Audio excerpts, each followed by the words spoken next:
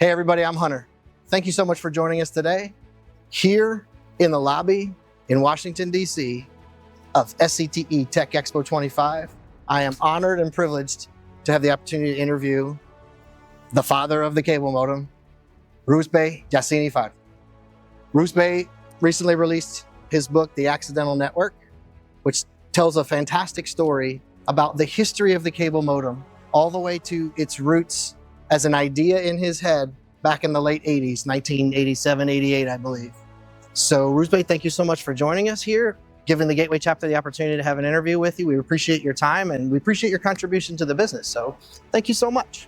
Thank you, Hunter, for giving me an opportunity to share the story live with you. It's fantastic. So let's kind of go back in history a little bit. If you don't mind, tell us a little bit about how you got into technology and how that led to your entrance into cable and making such a profound impact on the business. Fair question. I graduated in May 1981 from West Virginia University, and I started my career working for General Electric, building TVs, VCR, cameras, camcorders, that all were using coax in one way or the other. So that gave me experience of how the video system in analog format works. Right. After that work at GE, I joined a company called Proteon. We learned to do data networking, computer connection through local area networking, and that gave me the exposure to how data works. The combination of two careers gave me the idea, why do I need to have two separate cables to be able to communicate, one for video, one for the data? And I then came with the idea, let's try to do both of them together at the same time. And because coax has a significant wider bandwidth, we said, let's choose that. And I went to the chief technical officer of the local area networking company I was working with, and I gave him that idea. He said, well, that's a crazy idea. If anybody wanted to do that, it was already done. Go back to your office, keep working on data networking. Yeah. So I quit the next day and I started the madness of creating voice data video working over the same infrastructures by myself. That's fantastic. And I noticed in the book, as well as even the way you just described that history, almost from the very beginning, you faced a lot of skeptical people, including maybe some very key important people in the industry. That was a common theme you faced, yes? Yeah, the cable industry, number one, had no interest for high-speed data or any data. And they thought all the revenue comes from video. Why do I want to take a video channel which give me a revenue and give it to you to put what? Data? And what would they use data for? Yeah. On the other hand, the venture capitalists didn't trust the cable industry because they used to refer to cable infrastructure as a source system. We put good things in it and bad things comes out of it. Why do I want to invest in an organization that wouldn't have any idea how to distribute data? Then came the third piece, which you had to actually have a technology that works. And a reliable technology, self-configuring technology that be able to work. And that didn't exist. All it exists was in the form of the physics and mathematics on my head. Right. So with the three big naysayer, no customer, no investors, and a product that didn't exist, I came up with the idea. And that was 1987. By 1996, we were able to crack the code and come up with a $295 version of what you refer to as a cable modem now. That's amazing. That's fantastic. So I noticed that the trend for you, as I read through the story and read that history, is it seemed like at every turn you faced one roadblock or another. There was just something that turned out you just didn't know about the physics, about what would happen after enough, when the signal passes through enough amplifiers in a cascade, or the naysayers being in a position to say, you need to deliver a working product of this version today. This is your deadline.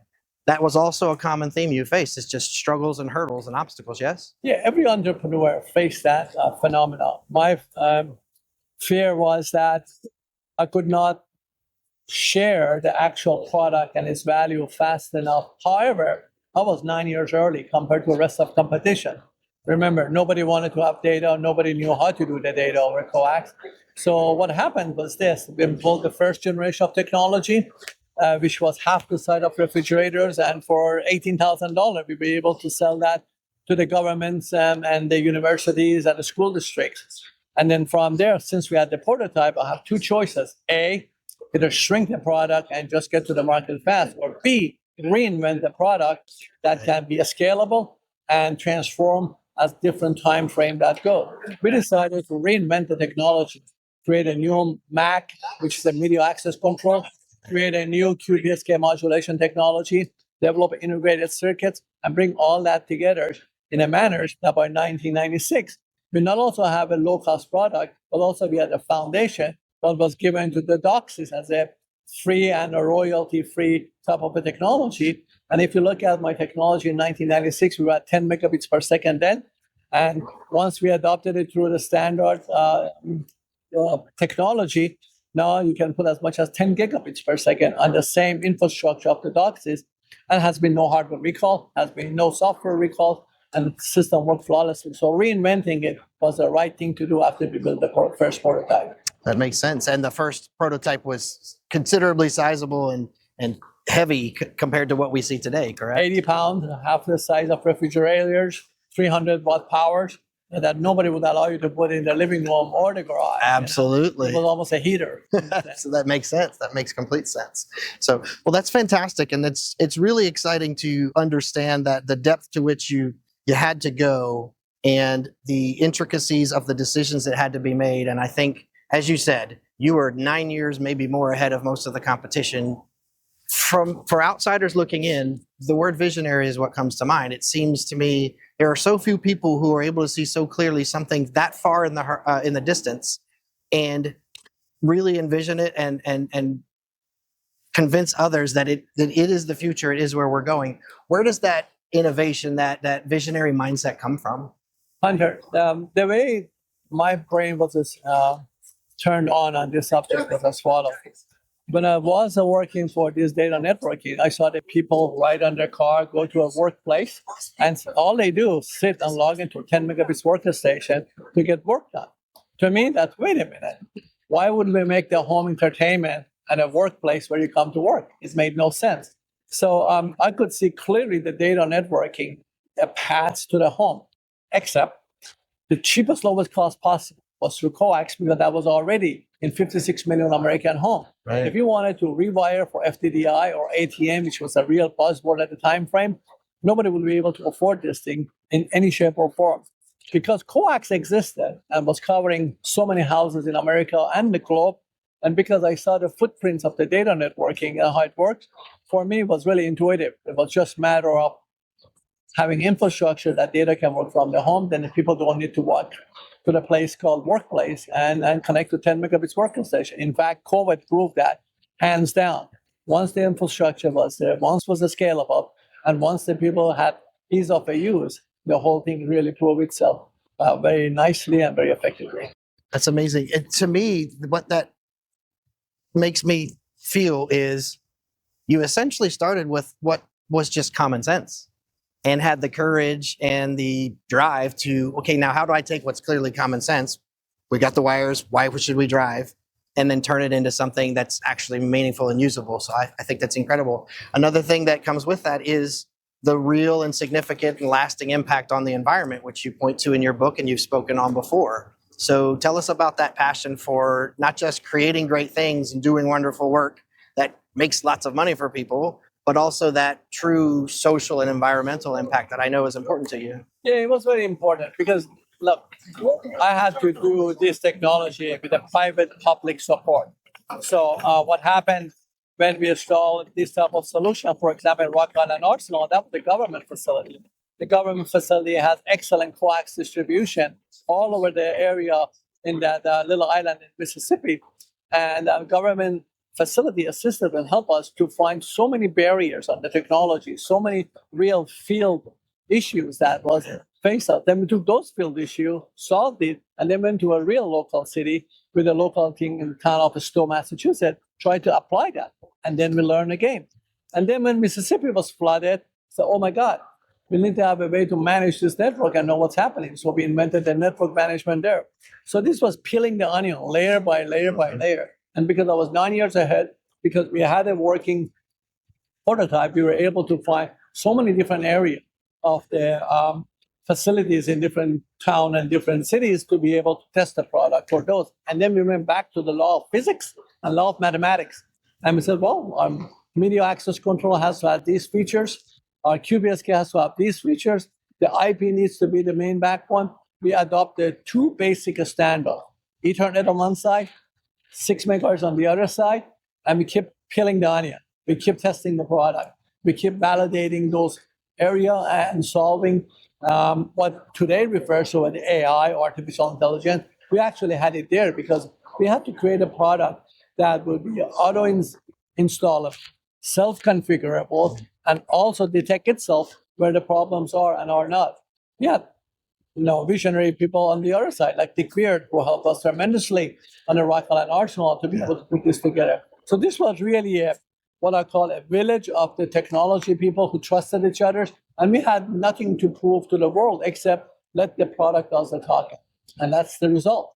The cable modem that we invented had 90% market penetration by 1996, and then we gifted to the industry as free royalties and a standardization take place between 1996 and 1999, where by March of that year, we had the first DOCSIS 1.0 available, which is now in the DOCSIS 4.0, and evolution of our technology and the scalability and upgradability that we have built in is all in there. Give you an example.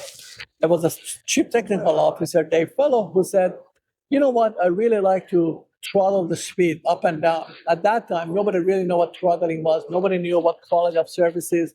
But we put the hooks in the technology that if somebody wants to slow down or speed up an upstream or downstream, we could do. 10 years later, in DOCSIS 3.0, they got that feature by just activating a bit. That's the value of the good engineering, mathematics, good physics, and a good integration on silicon. It's amazing. And I love that you were able to mention Dick Beard. Dick Beard is obviously near and dear to our hearts here at the Gateway chapter. He's been a mentor and a friend to all of us here for as long as any of us have been on the board, because he's been around since the start of the Gateway chapter board. And that's really to be admired and recognized for that contribution. Dick and I were working with a gentleman named Bud Bolters in the Rock Island Arsenal. And the guy was a civilian who was running the network infrastructure there, but a tremendous other asset. Bottom line, we trusted each other based on faith that we had and based on hard work, and the net result is a product that is flawless.